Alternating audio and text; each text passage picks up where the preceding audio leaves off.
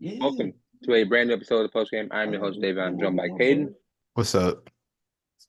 Oronde, What's poppin'? and Matt. What's good?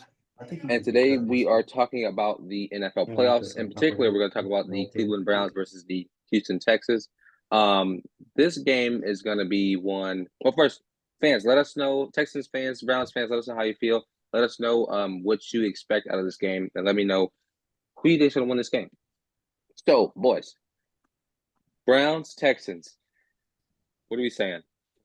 Who you got? Well, first off, let's give the prediction. Don't tell me why yet. Just give me the team, and then we'll talk more in depth. Browns. Texans.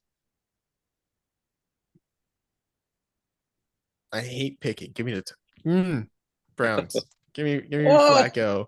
I'm the only Go one. to boys. Let's go. I love it. I want the smoke. So I'll let y'all start, and then I'll or unless y'all want me to start on why I. You're the Why don't solo you go? one. You Do the first. solo. I got it, coach. I got it. So listen, looking at the Houston Texans, my pick is it's not a slight against the Cleveland Browns whatsoever. I think what they've done this season has been nothing short of incredible, having 5 starting quarterbacks, ending with Joe Flacco. Listen, we know Joe Flacco is one of the best game managers to ever play the game of football. He has showed it here with this Browns team while taking a nap on the sideline. He's been absolutely incredible. But there's a man down south, a couple men down south, who have showed nothing short of perfection. In their first year as a team, rookie quarterback C.J. Stroud, rookie head coach D'Amico Ryan, Will Anderson, the receiving core. The only thing that they don't really have is a run game, let's be real. So looking at this team, C.J. Stroud, what he has done this season has been nothing short of excellent. He will easily win NFL rookie, offense rookie of the year. And I think what he's showing and what he's doing should not be talked about. I think this defense, who's this defense played? All right. So when you look at the Browns, they have played in the most recent weeks. They've played the Bengals. That game doesn't count. They played the Jets. They played the Texans and beat the Texans, but this was without C.J. Stroud, 36-22. They played the Bears, the Jaguars, the Rams, which they lost to, and then the Broncos, which they lost to. So you're looking at this in the month of December. They went about 500. I think that this Texans team, for one, they already lost to this team, so that's already a problem. They already don't like that fact. And for two, they are just better. And say what you want to say about the Browns defense. I think they're a very elite defense, probably one of the top 5 in the league. But They are top 5. They did not play C.J. Stroud or the Texans with C.J. Stroud. So that's what I think. And so let me know how you feel. Go ahead. Who's going first out of the Cleveland pickers? I'll go first. Like you I said, saw you shaking your head over there. I didn't really like it. I'll say this: C.J. Stroud has proved me wrong. I did not think he was going to be good. But shame on you for that. But also, first year, Carson Wentz. Remember, he looked great his first year, 2-3 years, and ACL out. You Don't can't compare him to Carson Carson to Wentz. CJ. Two different prospects. That's not even think fair. of the both second picks in the draft, and think Carson was at the MVP year, his 3rd year, and since then the whole nobody even remembers that. Recency bias has he was trash, garbage can, all this, right? I'm just saying anything happened. But anyways, back to the point. Rookie head coach, rookie quarterback. Again, some experience over here. It's not much, but what defense has he played like the Browns defense? He had the Colts defense twice a year. He had the Jags defense that barely played as a unit twice a year. He had the dysfunctional Tennessee Titans twice a year. I don't think he's seen any high-powered So defenses you could like say this. you could say Baltimore week 1, but that's Okay. week 1, and that's probably it.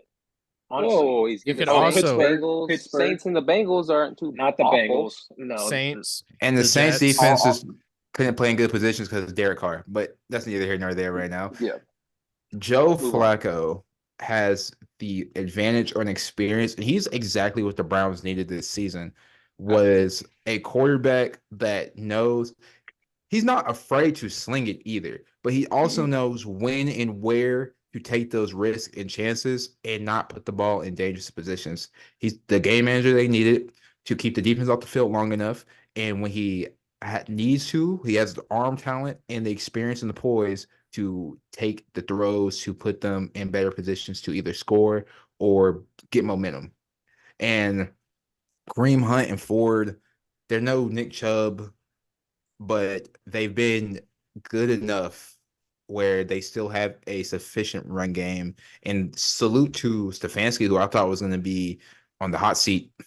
I thought he was going to be gone on Black Monday, but he's proven that he's actually a good coach. So I just have to give it to the Browns here. Yeah, I mean, again, yeah, I'm picking the Browns as well. To me, yeah, I just think this defense is just going to be too overwhelming.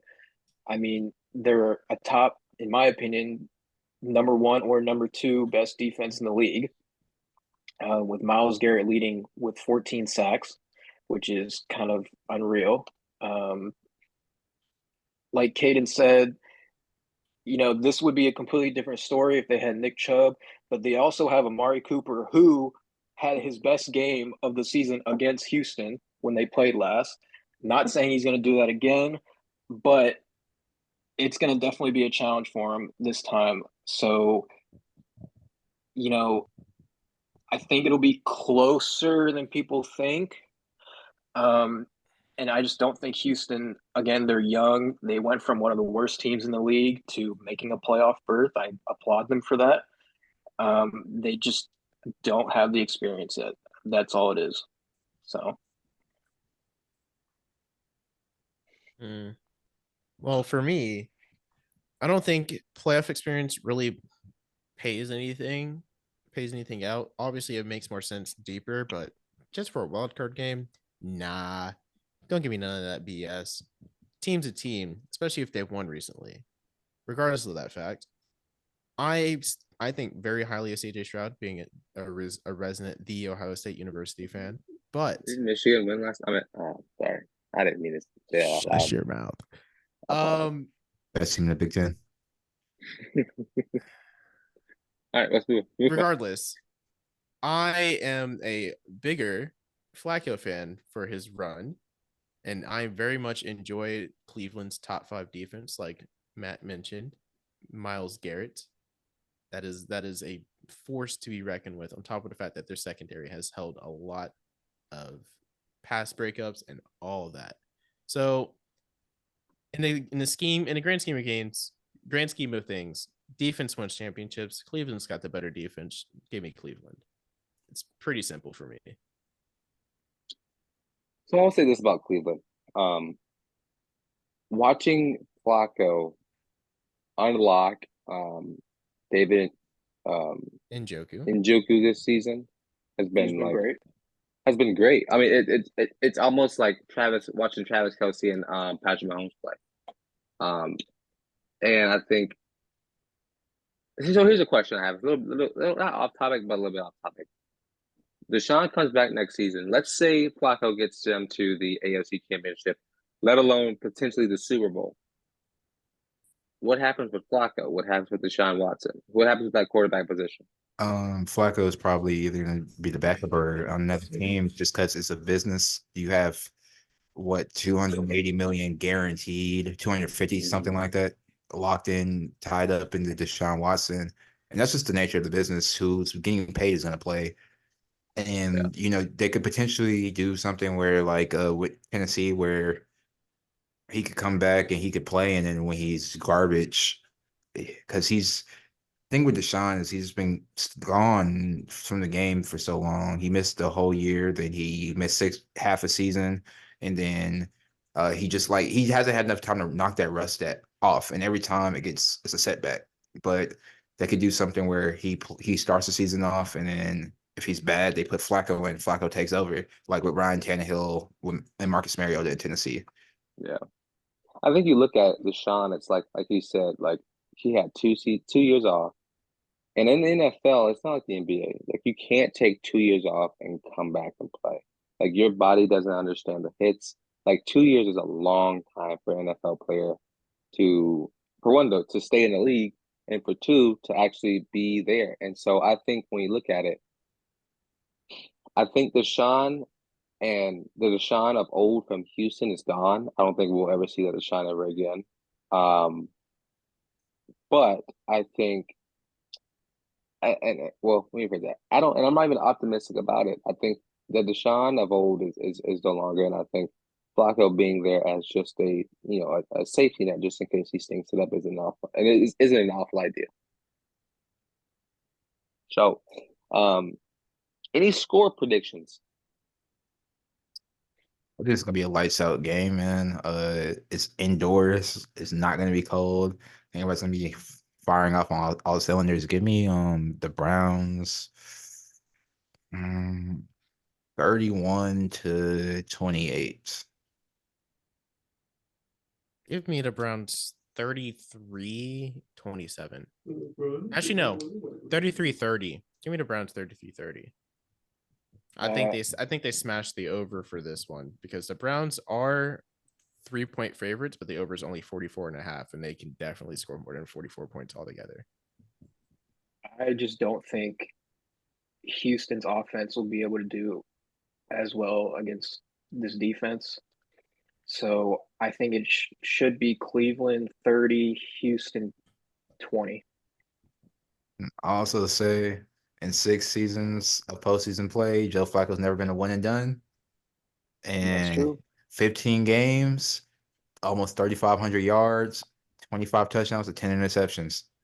That's like a full body. That's like most people's career, like a career season in playoff form. So I'm just saying, Joe Flacco's elite. Give me the Texans 28-26.